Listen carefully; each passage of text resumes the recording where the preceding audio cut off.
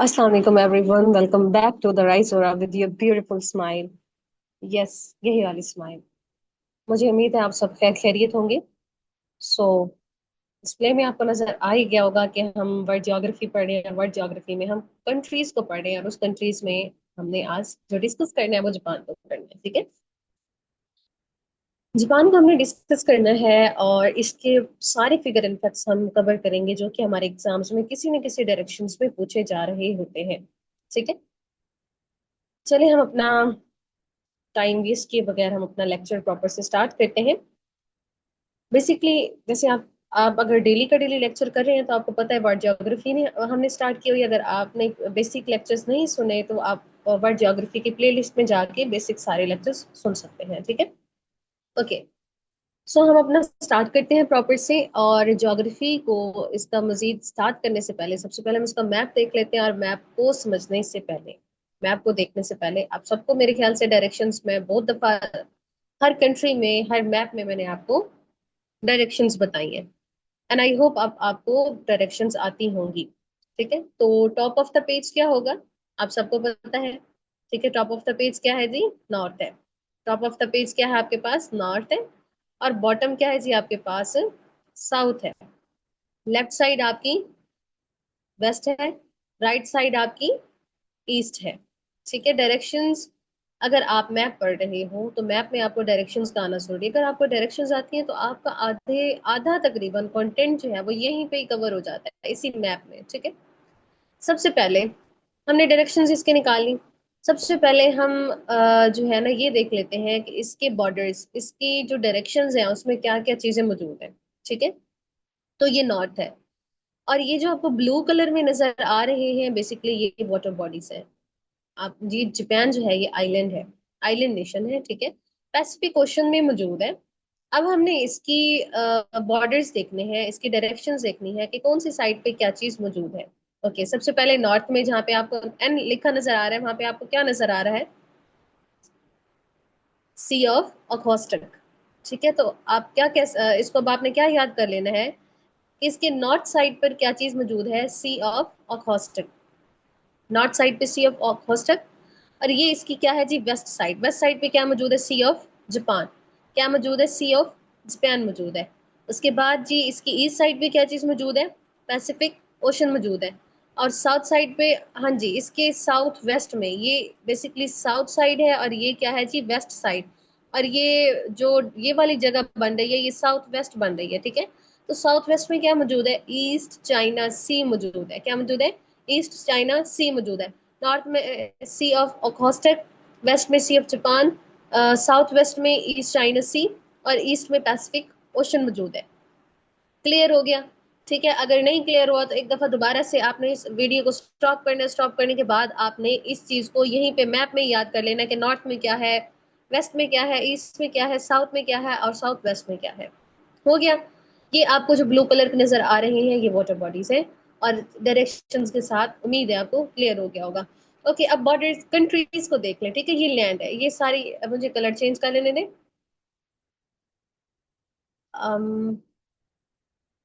Yes, blue colour. तो ये आपके पास ये जो बॉर्डर आपको नजर आ रहा है ये क्या है जी? लैंड्स है। क्या चीज मौजूद है? चाइना मौजूद है, नॉर्थ कोरिया मौजूद है, साउथ कोरिया मौजूद है। और ये क्या मौजूद है जी?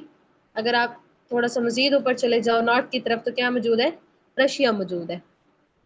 ठीक है, तो अब अगर बॉर्डर कंट्रीज की बात आ जाए, कंट्रीज आ जाए कि इसको करीब करीब में कौन कौन सी कंट्रीज लग रही हैं? Russia, China, Korea. ठीक है, कोरिया आपको लग रहा है कोरिया में north and south Korea separate. ठीक है, तो मुझे उम्मीद है आपको कंट्रीज की भी समझ आ गई होगी, वाटर बॉडीज की भी समझ आ गई होगी। उसके बाद आ जाते हैं जी इसके कुछ इंपॉर्टेंट सिटीज। ठीक है, सिटीज आपको कुछ ये हाईलाइटेड सिटीज नजर आ रहे हैं। ठीक है, Sapporo, Nagoya, Kyoto, Kobe, Osaka and Hiroshima and Nagasaki तो आप जानते ही हैं। ठीक है, कुछ इंपॉर्टेंट सिटीज हैं जिसका पेपर में पूछा जाता है कि ये सिटी कौन से कंट्री का है। ठीक है, या फिर पूछ लेता है कि which of the following city is a Japan city. Different तरीके से वो आपसे पेपर में पूछ लेता है। या वो क्या कहता है कि सिटी का नाम दे देता है और कहता है ये कौन से कंट्री का है। या फिर पूछ देता है कि जापान का कौन सा कंट्री है, और 4 ऑप्शन दे देता है आपको, ठीक है। तो दोनों में से किसी भी तरीके से वो पूछ सकता है। इस आइलैंड में जो इसकी हाईएस्ट पॉइंट है, ठीक है, इस आइलैंड में, जापान आइलैंड में जो हाईएस्ट पीक है वो आपके पास क्या है, माउंट फूजी। ठीक है, अब आपको एक स्टार बॉडी नजर आ रही है, कलर में कर रही हूँ इसका पिंक, ग्रीन, ठीक है, ग्रीन कलर में कर रही हूँ पेन का। तो ये आपको एक स्टार नजर आ रहा है। मैं आपको जब भी पढ़ाती हूँ मैं कहती हूँ कि जो कैपिटल है ना वो आप लोग मैप से ही याद किया करो। कहाँ से याद किया करो, मैप से। जापान का कैपिटल क्या है, टोक्यो है। जापान का कैपिटल क्या है जी, टोक्यो है। और कुछ फेमस सिटीज भी हमने यहाँ पर देख लिए हैं। फेमस सिटीज मीन के जो आपके पेपर्स में पूछे जा सकते हैं, हाईलाइटेड है, हिरोशिमा नागासाकी का आपको पता है। ठीक है, उसके बाद आ जाएं जी, कुछ व्हाइट कलर में आपको टेक्स्ट नजर आ रहा है, चार चार नजर आ रहे हैं आपको। ठीक है, इसके लिए कलर मैं यही ग्रीन ही यूज कर रही हूँ पेन का। ठीक है, होकियाडो, होन्शु, ठीक है, उसके बाद शिकोकू एंड क्योशु। ठीक है, ये चार जो मैंने आपको नाम बताए हैं ये इसके आइलैंड्स हैं। ठीक हो गया। तो हमने इसमें इंपॉर्टेंट सिटीज भी देख लिए, हमने इसमें इसके आइलैंड भी देख लिए, हमने इसकी डायरेक्शंस भी देख ली, हमने इसका कैपिटल भी देख लिया। डायरेक्शंस में जो वाटर बॉडीज थी वो देख ली हमने, और उसी के साथ साथ हमने कंट्रीज जो लैंड जिसको लग रही है वो कौन कौन सी कंट्रीज लग रही है। ये जो स्टार है, हाँ चले साथ साथ इसको भी हम कवर कर लेते हैं। साउथ कोरिया के साथ एक स्टार सिटी है सियोल, ये इसका कैपिटल है। बल्कि ये आपको याद होना चाहिए, बिकॉज जब हमने एशिया कॉन्टिनेंट स्टार्ट किया था तो एशिया कॉन्टिनेंट में सबसे पहला लेक्चर ही हमारा यही था कि हमने कंट्रीज को फिंगर टिप्स पे याद किया था, which tricks region wise. And I hope वो आपको बहुत अच्छे से याद होंगे। और जिन्हें नहीं याद और जिन्होंने वो लेक्चर नहीं देखा वो जाके देख ले। विच ट्रिक्स आपको रीजन वाइज सारे के सारे कंट्रीज याद हो जाएंगे उस लेक्चर में। ठीक है, जस्ट आपने ट्रिक्स याद करनी है, रीजन याद करने हैं, रीजन की ट्रिक्स याद करनी है। कंट्री को 2 से 3 दफा पढ़ेंगे आपको याद हो जाएंगे कंट्रीज नेम, और कैपिटल्स आपने याद कर लेने। ठीक है, एंड आई होप आपको जापान का कैपिटल सारा क्लियर हो गया होगा। अगर नहीं क्लियर हुआ तो आप लोगों ने क्या करना है, एक दफा दोबारा से वीडियो को बैक करना है थोड़ा सा, ठीक है, जहां से आपको समझ नहीं आया और इसको देख लेना है। ओके, आगे मूव करते हैं इंशाल्लाह। हमारे जितने भी पेपर में क्वेश्चंस पूछे जाते हैं, यस इसके नॉर्थ में हमने पढ़ लिया था, फिलिपाइन सी था। ठीक है, साउथ में, bottom side is a south side. Okay, तो इसमें हमने तकरीबन वो सारा डाटा कवर करना है जो हमारा कमीशन हमारे एग्जाम्स में किसी ना किसी डायरेक्शंस में पूछे जा रहे होते हैं। ठीक है, और मुझे उम्मीद है कि ये लेक्चर आपके लिए बहुत ज्यादा हेल्पफुल रहेगा। सबसे पहले हम इसकी देख लेते हैं जी, location, direction and borders. Continent कौन से कॉन्टिनेंट में है, एशिया में। एशिया के कौन से रीजन में है, ईस्ट एशिया में मौजूद है। जियोग्राफिकल लोकेशन अगर हम इसकी देखें तो ये आइलैंड नेशन है। ठीक है, north western of Pacific ocean. मैंने आपको मैप में ही बता दिया है कि ये आइलैंड है जो कि पैसिफिक में मौजूद, पैसिफिक ओशन में मौजूद है। और पैसिफिक ओशन की कौन सी साइड में मौजूद है, नॉर्थ वेस्टर्न साइड पे। कौन सी साइड पे मौजूद है, नॉर्थ वेस्टर्न साइड पे ये मौजूद है। अगर हम इसका लैटिट्यूड और लॉन्गिट्यूड की बात करें तो अप्रोक्सीमेटली 36 डिग्री नॉर्थ लैटिट्यूड है इसका, और 138 ईस्ट इसका लॉन्गिट्यूड है। ठीक है, रीजन वाइज हमने देख लिया, ईस्ट एशिया में मौजूद है, north western of Pacific ocean में मौजूद है, इसका लॉन्गिट्यूड एंड लैटिट्यूड भी हमने देख लिया है। उसके बाद आ जाए जी कुछ इसकी डायरेक्शंस। डायरेक्शंस हमने मैप में पढ़ ली है, बस जल्दी से यहाँ पे मैं आपको बता देती हूँ कि कौन कौन से नॉर्थ साइड पर क्या मौजूद है। सी ऑफ ऑक्सटॉप, और ये रशिया की तरफ लगता है इसको। इसकी साउथ साइड पे फिलिपाइन सी और पैसिफिक ओशन मौजूद है, ईस्ट में पैसिफिक ओशन है, वेस्ट में सी ऑफ जापान मौजूद है। ठीक है, और अगर उसको आप क्रॉस करते हो तो उसके बाद कोरिया पेनिनसुला में north Korea and south Korea दोनों आ जाते हैं, चाइना एंड रशिया इसको लगता है। ठीक है, तो क्या ये सारी चीजें, क्या ये सारा टेबल आप यहाँ से याद करेंगे? नहीं, ऑफ कोर्स नहीं। आपने कहाँ से याद करें इसको, मैप से। जब आप मैप को पढ़ोगे ना आपको ये चीजें खुद ब खुद आ जाएंगी। नेबरिंग कंट्रीज याद करने की जरूरत नहीं है, खुद ब खुद आ जाएंगी। ठीक है, ये वाला जितना डाटा है ये सारे का सारा, अगर आपने मैप को समझ लिया, उसको पढ़ लिया, उसका देख लिया, उसकी डायरेक्शन निकाल दी, आपने क्या करना है, आपने एक अपने पेज पर जब आप अपने नोट्स बनाओगे तो अपने पेज पर एक इलिप्टिकल शेप बनानी है। ठीक है, शेप बनाने के बाद आपने उसकी डायरेक्शंस निकाल लेनी है। डायरेक्शंस निकालने के बाद आपने कलरफुल पेन के साथ, मतलब कि डिफरेंट कलर्स हो, आपने उसके साथ लिख लेना है कि कौन सी बॉडीज। अब देखिए यहाँ पे मैप में मैंने आपको क्या क्या चीजें करवाई हैं।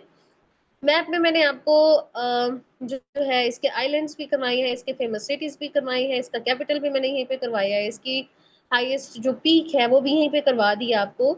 और इसके बॉर्डर्स, इसकी जो डायरेक्शंस है उसमें क्या क्या चीजें लग रही हैं इसको, वो भी हमारी मैप में कवर हो गई। और कौन कौन से कंट्रीज इसको टच करें अगर हम इन वाटर बॉडीज को क्रॉस करें तो वो भी हमने यहाँ पे पढ़ ली। जब आपको मैप अच्छे से याद हो जाएगा ना, ये समझ आ जाएगा, तो आपको ये थ्योरेटिकली याद करने की जरूरत ही नहीं पड़ेगी। और मैप से याद करना आपके लिए ज्यादा इंपॉर्टेंट है बनस्बत टेक्स्ट के, ये भूल जाएगा आपको। लेकिन अगर आपने मैप से उसको याद किया, नहीं भूलेगा, तो अपने पेज पर आपने इस तरह का मैप अगर आपसे नहीं बनता और या टाइम लगता है तो इट्स ओके। आपने क्या करनी है, मैंने अभी आपको बताया कि आपने इलिप्टिकल शेप बना लेनी है, उसी की डायरेक्शन देखिए, उसी में ही आपने सारा कुछ लिख देना है। आपका काम है जिसको याद करना, चीजें याद होना जरूरी है। हाँ, अपने कंट्री का मैप आपको बहुत अच्छे से आना चाहिए। बाकी कंट्रीज की डायरेक्शन निकालने के लिए आपने एक शेप बनानी है, ठीक है, इलिप्टिकल ही शेप बना ले जैसे हम अपनी अर्थ की बनाते हैं। उसके बाद आपने सारी उसकी डायरेक्शंस, बॉर्डर, जो जो फेमस फेमस चीजें आपने वहां पे लिख देनी है, ताकि आसानी रहे समझने में। ऑल राइट, नेबर कंट्रीज पढ़ने की मेरे ख्याल से जरूरत नहीं है, क्योंकि हमें पता है Russia, north Korea, south Korea, China, Taiwan वगैरह जो है इसको लगते हैं, ठीक है। तो ताइवान कैसे लगता है, to the south across the east China sea, east China sea को जब क्रॉस करेंगे ताइवान इसको लगेगा, ठीक है। उसके बाद Japan is separated from Asian mainland by several important water bodies भी हमने वैसे ऊपर देख ली है। मजीद यहाँ पे देखते हैं sea of Japan, Korea strait and Tsushima strait, ठीक है। सी ऑफ जापान, ये जापान और कोरिया में मौजूद है, इनके दरमियान में, ठीक है। वो ऊपर हमने मैप में देख लिया है, बट इसको याद करना जरूरी है, पेपर में पूछा जा रहा होता है कि सी ऑफ जापान कौन कौन से कंट्रीज में मौजूद है, कोरिया स्ट्रेट कौन कौन से कंट्रीज में मौजूद है, सुषमा स्ट्रेट कौन कौन से कंट्रीज को कनेक्ट कर रहा है, ठीक है। और हाँ, अगर आपने ये स्टेट वाला, स्टेट हो गई, पेनिनसुला हो गया, गुल्फ हो गई, बे हो गई, एस्टमस हो गया, अगर ये चीजें, ये कॉन्सेप्ट आपके क्लियर नहीं है, तो इसका भी लेक्चर आपकी ज्योग्राफी के प्लेलिस्ट में मौजूद है, वर्ड ज्योग्राफी में, ठीक है। वहां पे जाके देखें, आपके ये सारे कंसेप्ट बहुत इजी वर्डिंग में क्लियर हो जाएंगे, ठीक है। ओके, तो सी ऑफ जापान, जापान और कोरिया को, कोरिया चाइना को, क्योंकि कोरिया और चाइना आपने मैप में देखा ना एक ही लाइन में मौजूद है, ठीक है। आपको मेरा कर्सर मूव करता हुआ नजर आया, ऐसे एक ही लाइन में मौजूद है, टॉप टू बॉटम, ठीक है। उसके बाद सुषमा स्टेट है जी आपके पास, ये सी ऑफ जापान को कनेक्ट करती है ईस्ट ऑफ चाइना के साथ, ईस्ट ऑफ चाइना सी और जापान को कनेक्ट करती है, ठीक है। और सेपरेट किस किस चीज को कर रही है जी, जापान और बाकी लैंड कंट्रीज को, ठीक हो गया। उसके बाद आ जाए इसके इंट्रोडक्शन, ये हमारा सारा था जी उसकी बॉर्डर्स और उसकी डायरेक्शन के हवाले से। अब आ जाए जी जापान के अंदर, पहले हम बाहर बाहर से देख रहे थे हमारे जापान को, अब हम अंदर चले गए जापान के अंदर, ठीक है। इंट्रोडक्शन हम देख लेते हैं। जापान का जो निक नेम है उसको हम लैंड ऑफ राइजिंग सन कहते हैं, जापान को लैंड ऑफ राइजिंग सन कहते हैं, ठीक है। क्योंकि सबसे पहले एशिया की इस रीजन में सबसे पहले जो सूरज निकलता है वो जापान से निकलता है। और उसके बाद इसको हम ब्रिटेन ऑफ द पैसिफिक भी कहते हैं। अब ब्रिटेन ऑफ द पैसिफिक क्यों कहते हैं, बिकॉज ये भी ब्रिटेन की तरह एक आइलैंड नेशन है, अपनी advance industries and strong navy की निस्बत ये जाना जाता है, इस वजह से इसका निक नेम है जी ब्रिटेन ऑफ पैसिफिक। पहला निक नेम है the land of rising sun, दूसरा निक नेम है ब्रिटेन ऑफ द पैसिफिक, ठीक है। और इसका ओल्ड नेम क्या है जी, इसका ओल्ड नेम है Nippon. Old name historically Japan को निप्पॉन कहा जाता था या निहोन कहा जाता था, जिसका मतलब है ओरिजिन ऑफ द सन। क्या मतलब है जिसका, ओरिजिन ऑफ द सन, ठीक है। इसका मतलब है origin of the sun, okay. तीन निकनेम हो गए इसके, हमारे दो निकनेम हो गए, एक इसका ओल्ड नेम हो गया। अब ये तीनों ही पेपर में पूछे जाते हैं कि which of the following country is known as the land of rising sun, या the nickname of Japan is known as, या the nickname of Japan is, ठीक है। या तो वो इस तरह से पूछ लेता है, या फिर वो कहता है the Britain of Pacific is known as, ठीक है, which country is known as Britain of Pacific, या ओल्ड नेम ऑफ जापान, ठीक है। तो किसी भी तरह से यहाँ से क्वेश्चन बन सकता है, अगर आपने इसको अच्छे से अपना एक अपने माइंड में स्टोरी बना के याद कर लिया है जिस तरह से भी मैंने आपको बताया है, कभी भी नहीं भूलेगा।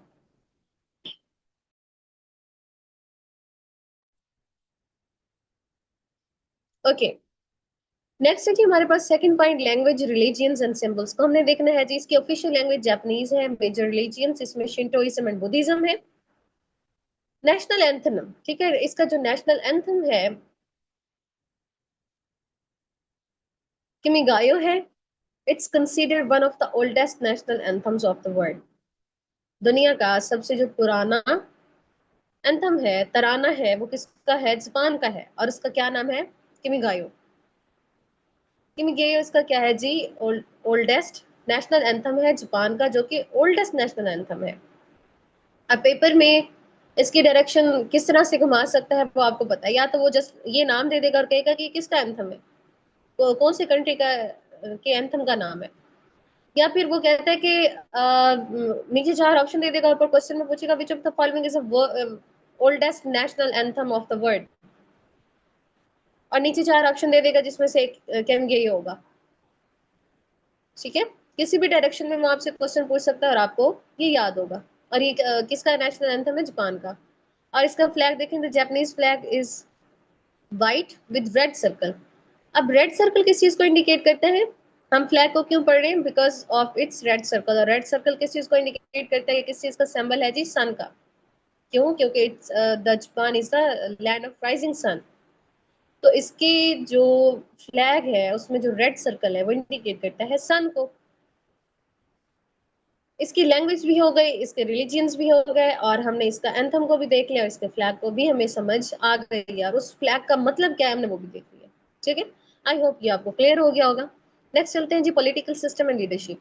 Monarchy, very important. ठीक है, पेपर में अब हमें कंफ्यूज कर रहा होता है, बेसिकली चाइना और जापान में हमें कंफ्यूज करता है। जब हम चाइना को पढ़ेंगे तो फिर थोड़ा सा जब आपके कॉन्सेप्ट क्लियर होंगे ना तो कंफ्यूज नहीं होते, लेकिन जब हम ऐसे क्रैमिंग कर लेते हैं तो क्रैमिंग के साथ हमारा मिक्स हो जाता है, कंफ्यूज हो जाते हैं हम। जब वो थोड़ा सा क्वेश्चन की डायरेक्शन को वो टेक्निकली करता है, थोड़ा कंसेप्चुअल बनाता है, तो हम थोड़ा मिक्स कर जाते हैं, और थोड़ी सी चूक से हमारा एमसीक्यू जो है वो गलत। Okay, monarchy Japan has the oldest hereditary monarchy in the world. ठीक है, तो पेपर में क्या कहता है कि ओल्डेस्ट मोनार्ची जो है कौन सा कंट्री है? It's Japan. करंट इम्पीरियर इनके क्या है? Emperor Naruhito. Current prime minister हैं जिसके Shigeru Ishiba. And who took office on, कौन सी डेट को इन्होंने अपना ऑफिस संभाला था? 1 अक्टूबर 2024 में। ठीक है, इसकी पार्लियामेंट का नाम क्या है जी? National diet. It's very important. तकरीबन यहाँ पे हमने जितने फिगर एंड फैक्ट्स को पढ़ रहे हैं ना, वो सारे के सारे हमारे पेपर में कहीं ना कहीं पे पूछे जा रहे होते हैं। इसकी पार्लियामेंट का नाम है जी national diet, which is a bicameral. ठीक है, इसके दो हाउस है, एक हाउस है जी हाउस ऑफ रिप्रेजेंटेटिव, एंड दूसरा है जी हाउस ऑफ कॉन्सुलेट्स। डाइट इसकी पार्लियामेंट का नाम है, और ये बाई कैमरल है। दो हाउस हैं जी इसके, एक upper house and lower house. ठीक है, house of representative and house of consulates. Capital city है जिसका Tokyo, and Tokyo is the world populace city. Most populous city of the world is a Tokyo. ठीक है, और कितने की आबादी यहाँ पे मौजूद है? 37 मिलियन पीपल यहाँ पे मौजूद है टोक्यो में। Tokyo is the capital of Japan. और इसकी जो एक पॉपुलैरिटी की दूसरी वजह जो है वो क्या है? वर्ल्ड रैंकिंग के हवाले से अगर हम इसको देखें तो ये वर्ल्ड मोस्ट पॉपुलस सिटी है। आई होप आपको ये वाला एरिया भी क्लियर हो गया होगा। नेक्स्ट चलते हैं जी हमारी ज्योग्राफी में। Geography and important cities.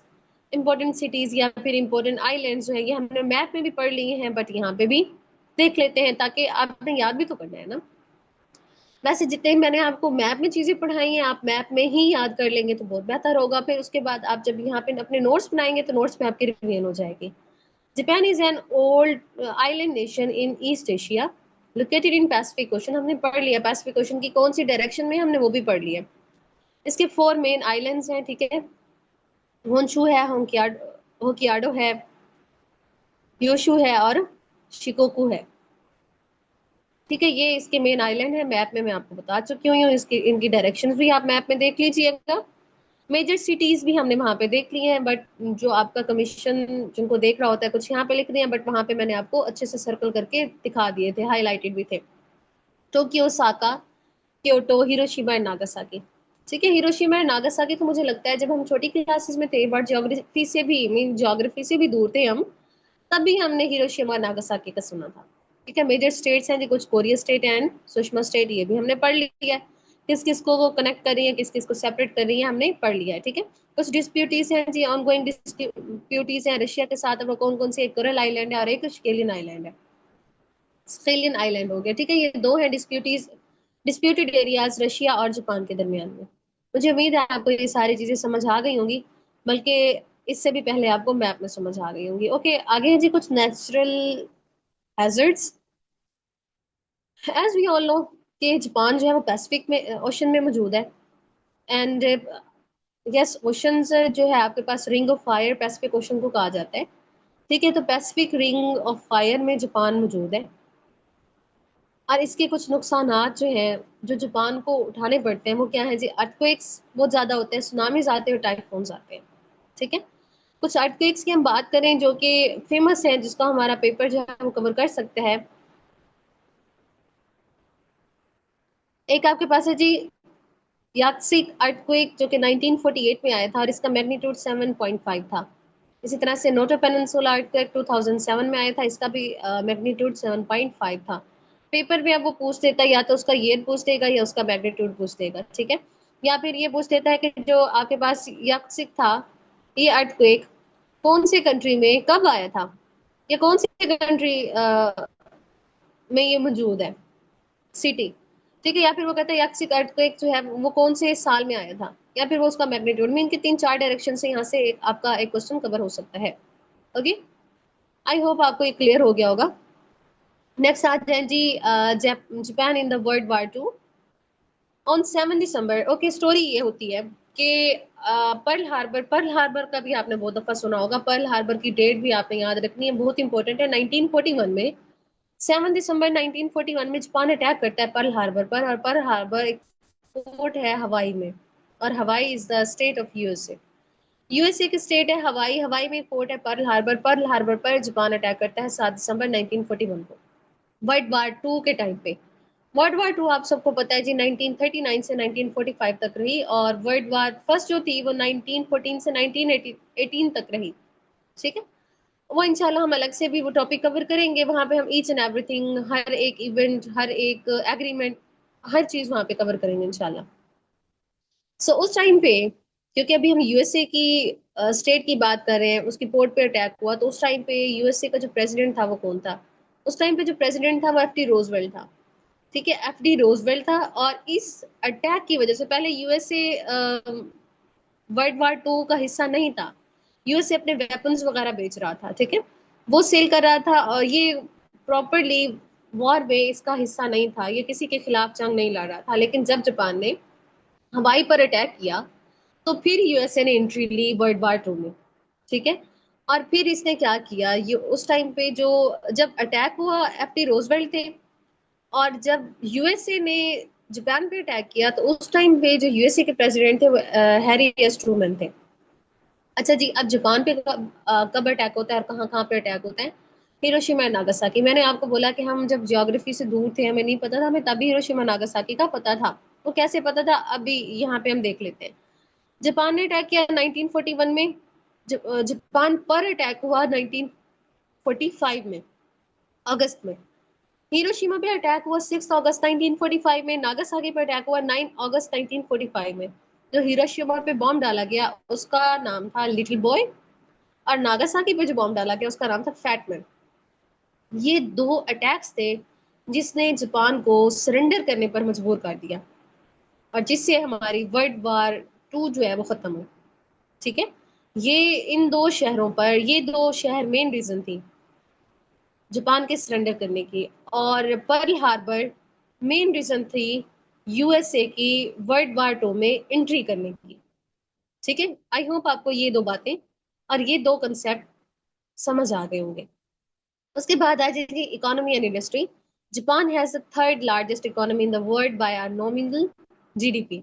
इसकी करेंसी यिन है। अच्छा, चाइना और जापान की करेंसी में थोड़ी सी कंफ्यूजन आती है, यिन एंड यॉन। ठीक है, इसकी यिन है YEN, और चाइना की YUN है। ठीक है, वहां पे थोड़ी सी ऐसे, अगर हम प्रेशर बना हुआ हो हम पर, या फिर हम जो है बस जल्दी में हो, तो थोड़ी सी चूक की देर होती है, और एमसीक्यू गलत। ठीक है, तो गौर से पढ़ना है। इस तरह के जो एमसीक्यू होते हैं, जो कंफ्यूज करने वाले होते हैं, इसलिए मैं आपको साथ साथ बता रही हूँ कि कौन सी चीज किस चीज के साथ कंफ्यूज हो सकती है। ठीक है, आई होप आपको ये दो बातें समझ आ गई होंगी। मेजर इंडस्ट्रीज हैं जिसकी automobiles, electronics, robotics, ship building and steel production. Military and space की अगर हम बात करें तो मिलिट्री नेम इसका है जी Japan self defence forces. Due to its pacifistic constitution Japan does not maintain an offensive army. इसकी स्पेस एजेंसी है जी जैक्सा और its stands for Japan aerospace exploration agency. Moon mission की अगर हम बात करें तो मून स्नाइपर इनका लैंड हुआ था 19 जनवरी 2024 में, और इस लैंडिंग से जापान फिफ्थ कंट्री बना वर्ल्ड का जो कि चांद तक पहुंचे। सबसे पहला कंट्री था हमारे पास यूएसएसआर, दूसरा था यूएसए, तीसरा था चाइना, चौथा था इंडिया और पांचवा कौन था जी? मून स्नाइपर, जिनका था China, sorry Japan. Okay, USSR ने कब लैंडिंग की थी? 1959 में, यूएसए ने 1969 में, चाइना ने 2013 में और इंडिया ने 2023 में, और जापान ने किया 2024 में। ये ईयर्स आपने याद रखने हैं बिकॉज पेपर में पूछे जा रहे होते हैं, रिपीटेड एमसीक्यूज है। ओके, उसके बाद आ जाएंगे ports and transports. Major ports हैं जिनकी Tokyo, Yokohama and Osaka. Transport इनकी क्या है जी? Japan is known for its bullet train and highly advance infrastructure. तो मेरे ख्याल से आपको ये सारी चीजें, सारी बातें, ये सारे बहुत इंपॉर्टेंट फैक्ट्स से अगर आप अपने पास पेपर्स भी उठा के देखें तो आपकी जीके में या वर्ल्ड ज्योग्राफी के क्वेश्चन में ये चीजें कवर हो रही होती हैं। ठीक है, ये चीजें वहां पे पूछी जा रही होती है, तो बहुत ज्यादा इंपॉर्टेंट है। आपकी world geography is like a बाबर डोमेन, मीन कि आपका 35 to 40% पेपर आता है आपकी वर्ल्ड ज्योग्राफी में से। अगर आपकी वर्ल्ड ज्योग्राफी स्ट्रॉन्ग है ना, तो मीन आपके 35 to 40 मार्क्स जो है ना वो यहीं से क्लियर है। बट ये है कि इसको कंसेप्ट के साथ याद करना बहुत जरूरी है। ओके, अब आ जाएंगे कुछ क्विक रिवीजन पे, बहुत आसान आसान सी चीजें। ये आपकी ये बेसिकली आपकी वैसे रिवीजन होनी चाहिए थी, मुझे यहाँ नहीं लिखना चाहिए था, बट इट्स ओके। कैपिटल इसका क्या है? ऑब्वियसली टोक्यो, हमने मैप में ही पढ़ लिया। इसकी करेंसी जिन है, योन नहीं है, योन चाइना की है। ठीक है, यिन और योन पूछता है, वो पूरे पूरे नाम नहीं देता, वो हमें कंफ्यूज करता है यिन और योन में। ठीक है, इसका इंपीरियर है जी अभी करंट अफेयर में नारुहितो। प्राइम मिनिस्टर हैं जी इसके शिगेरू शिबा। पार्लियामेंट इसकी नेशनल डाइट है, नेशनल भी वो नहीं देता, वो अकेले डाइट देते हैं। पूरा नाम है जी वैसे नेशनल डाइट। इसकी स्पेस एजेंसी है जी जैक्सा, निक नेम है इसका लैंड ऑफ राइजिंग सन। ठीक है, land of rising sun. I hope आपको जापान समझ आ गया होगा और सारे फिगर एंड फैक्ट्स क्लियर हो गए होंगे। इसको अच्छे से लेक्चर को सुनना है, समझना है, इसके नोट्स बनाने हैं, इसको याद करने हैं, और लेक्चर को अपने फ्रेंड्स के साथ, अपने दोस्तों के साथ भी शेयर करना है ताकि उनका भी फायदा हो। वीडियो को लाइक कर देना है, चैनल को सब्सक्राइब कर देना है, और कोई भी मसला है तो आप कमेंट्स में पूछ सकते हैं। ठीक है, खुश रहें, अपना ख्याल रखें, अल्लाह हाफिज।